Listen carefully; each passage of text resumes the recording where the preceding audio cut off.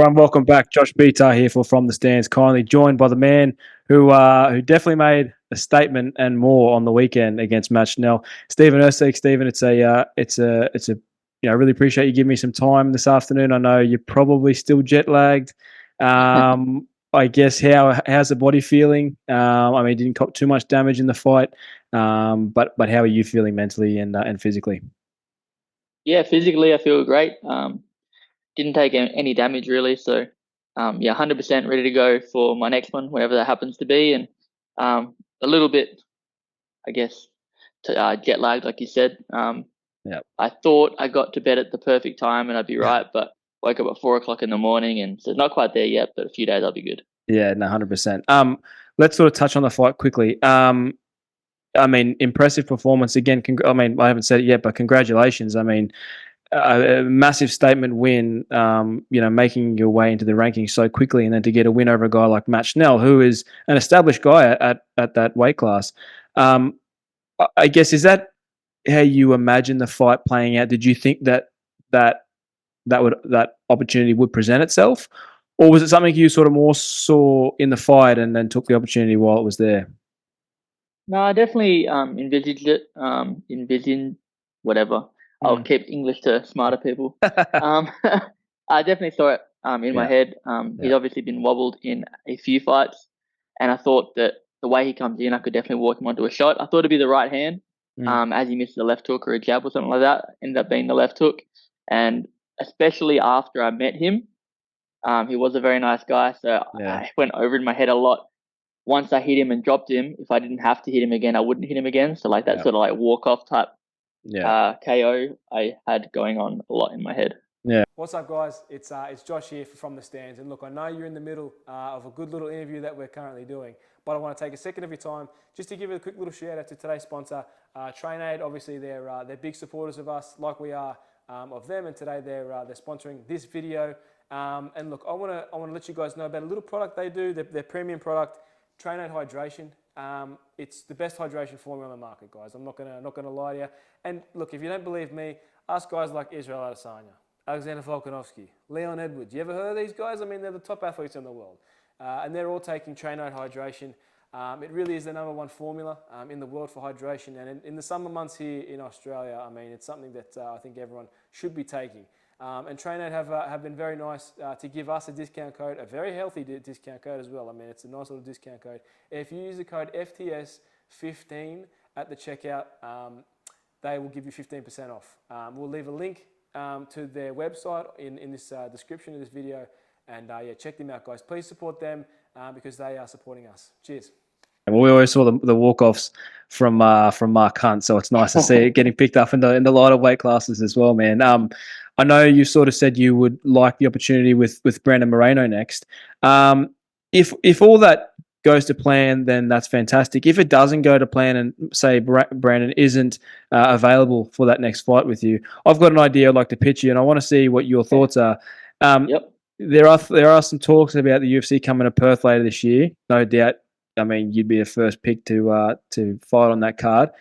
I think a fight between you and Kai France, Australia, New Zealand on that card. He has a big support base. You have a good support base in Perth. He's ranked #4 at the moment. I think that puts you very well in contention within a title shot with 2 or 3 more fights, 1 or 2 more fights even. What are your thoughts on that potential matchup? And if you have any others that you are looking at, what would they be? Yeah, so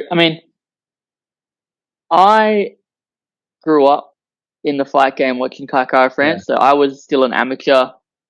I might have had my first pro fight, at least I was around that stage anyway, and he came and fought and Battle Colossal, so I saw him fight live on the regional circuit, so he's a guy I looked up to for a long time, so if I can avoid it, I'd prefer not fight him, but I'm not in the business of saying no, so if they offer me the fight, I'll take the fight. I think I'm the best in the world, so I'll take any challenges, all comers. And other than that, there's a whole bunch of people I wouldn't mind fighting. You got Nicolau, Manel Cape, you've got Makai, you've got Royval, Moreno, who I've already called out.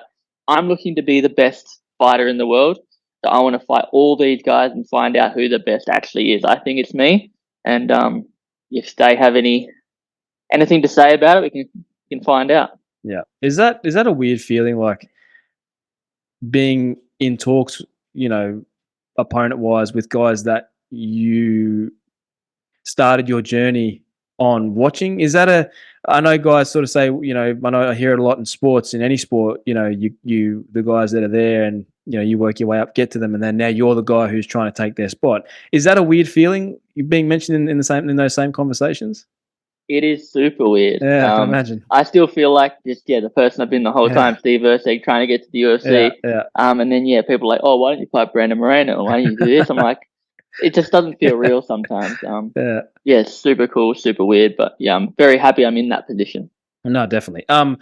One last thing on the weekend. I'm sure you saw Tyson Pedro's retirement. A guy who's done a lot for Australian and New Zealand mixed martial arts. I guess. What are your thoughts on his retirement and his career overall? Obviously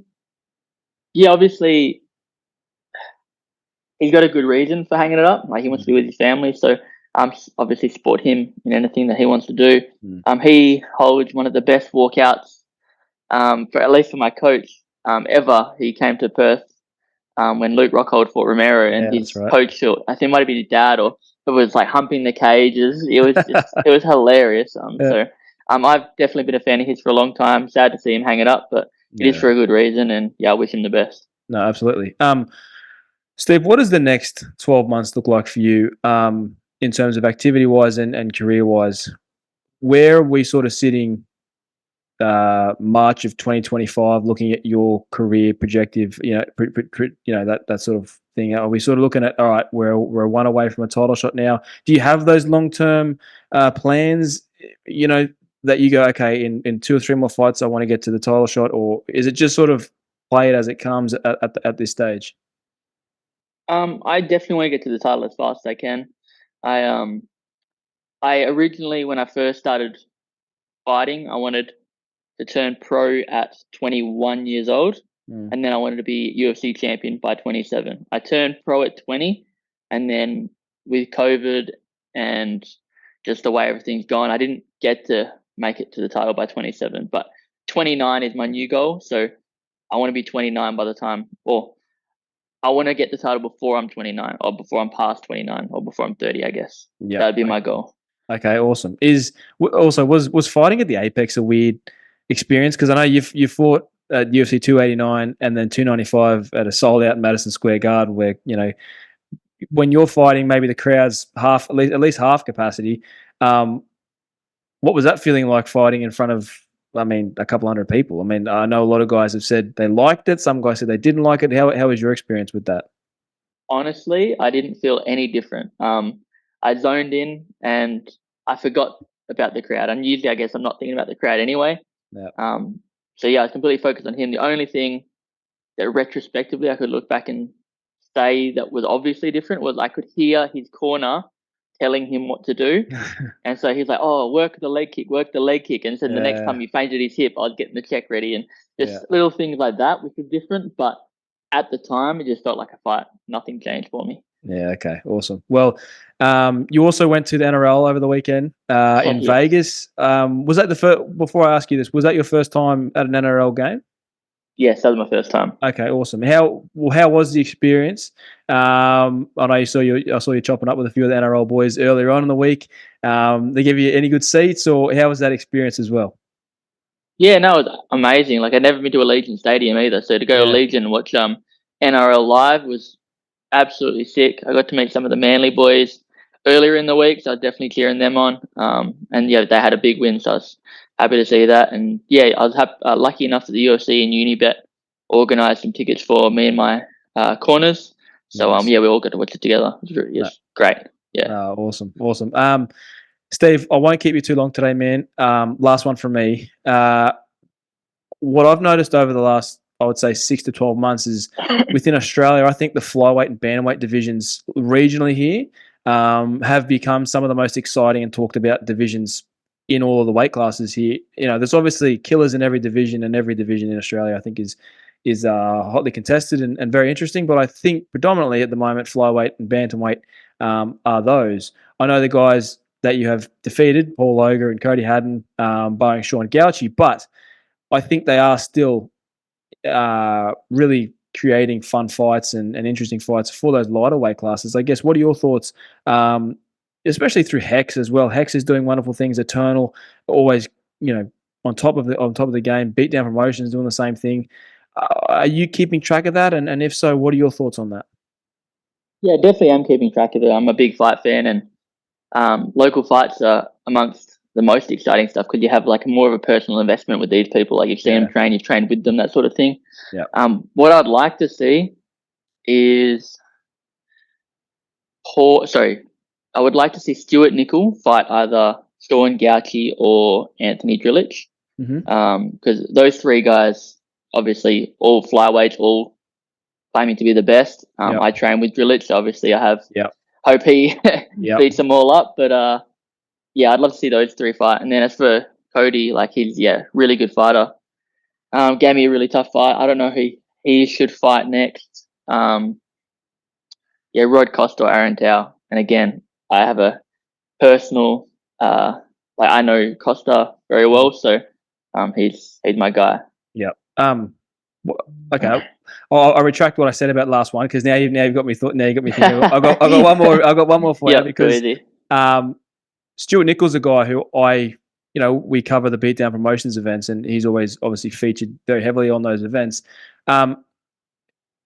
What are your thoughts on him moving forward? Is he a guy that you think with one more fight, one more win, especially if it's dominant fashion, could we see him get a shot on a Dana White's Contender Series or a route like yours where you get signed straight to the UFC? Because I think he's putting on dominant performances, and they're here in Australia. I really want to see him tested in other promotions personally. I'd love to see him on Eternal. I'd love to see him on X. But I guess last one is what are your thoughts on him? Yeah, I think obviously his jiu-jitsu is really good, really high level. But same as you, I want to see him fight the best guys in the country before I see him fight anybody else. And I don't think he's done that. He's fought a couple guys that maybe are mid-tier, but he hasn't fought the best. So that's what I want to see before anything else. Yeah, no, definitely, I agree. Well, look, Steve, man, I appreciate your time today, man. I know you're probably tired and all the rest of it, but I appreciate you giving me some time, man. Obviously, there's talks of a card in Perth later this year, which I'm sure we'll see you on. Wish you all the best for training, man, and I'm sure we'll talk soon. Thank you so much for the time. Cool. Thanks for having me. See ya. Thanks, brother. Appreciate it, man.